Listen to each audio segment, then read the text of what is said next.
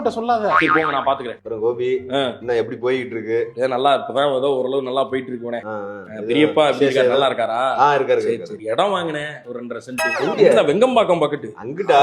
ஒரு சென்ட் அநியாய ரேட்டு சொல்றாங்க. ஆமா அங்கிட்ட மாதிரி வாங்கி போட்டா தான் உண்டு. டெவலப் ஆயிட்டு இருக்கனால நல்லா போயிட்டு.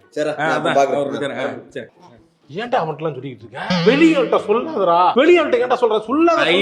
நல்லா இருக்கே கதை. இதுவே நீயா இருந்திருந்தா அவன் யாருடா, என் அண்ணன் பையன்டா, பெரியப்பா மகன்டா, அவன்கிட்ட சொல்லக்கூடாதான் நீ கேட்டிருப்ப. அதனாலதான் அவன்கிட்ட சொன்னேன். பெரியப்பா பையன் தானே, அவன்கிட்ட சொல்லிட்டேன். ஓட்ட வாயா இருக்கான். ஒரு விஷயத்த சொல்லாதான் அவங்க அம்மாவும் இவனும் ஒண்ணு எடுத்தே தப்பு. அவங்க வீட்டுல ஓட்ட வாயா இருக்காங்க. பிறந்ததெல்லாம் ஓட்ட வாய்.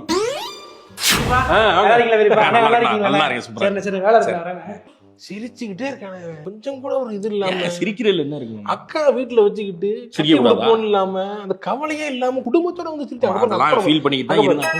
பொண்ணு வச்சிருக்கோம்னு கொஞ்சம் கூட ஒரு இது இல்லாம. எத்தனை பேர் வர்றோம், எத்தனை கல்யாணத்துக்கு போறாரு. கல்யாணமா போய் பொண்ணு கூட்டு போய் அதுக்குன்னு என்ன பொண்ணு வச்சிருந்தாலே நான் தெரியும். அப்படி கிடையாது. பொண்ணு வச்சிருக்கோம்னா கரெக்ட் காலத்து கட்டி கொடுத்துருந்தோம். அது வச்சுக்கிட்டு இருந்தா நமக்கு தான் இல்லமாமா. அவங்க பாத்துக்கிட்டு இருந்தாங்க. அப்புறம் என்ன ஆச்சுன்னா ரொம்ப பாத்துக்கிட்டு இருக்காங்க. பாத்துக்கிட்டே இருக்காங்க. என்னைக்கு கல்யாணம் பண்ணுவாங்க? மாமா நான் தான் சொல்ல அந்த பொண்ணு என்ன ஆகுறது வாழ்க்கை யோசிச்சு பாருங்க. அந்த பொண்ணோருக்கு ஒரு மனசு இருக்குல்ல, அத பாருங்க. இல்ல மாமா, அந்த பொண்ணுக்கு ஒரு பையனை தெரியுது. பையனை வந்து பிடிச்சிருந்தா கூட கல்யாணம் பண்ணி வைக்கலாம். அது கூட இல்லையே. அந்த பிள்ளைக்கு அந்த அறிவுரை இல்லையே. அந்த விஷயமும் இல்லைன்னு ஆகி போச்சு. என்ன பண்றது? ஆமா நான் சொல்ல வர கேளுங்க மாமா.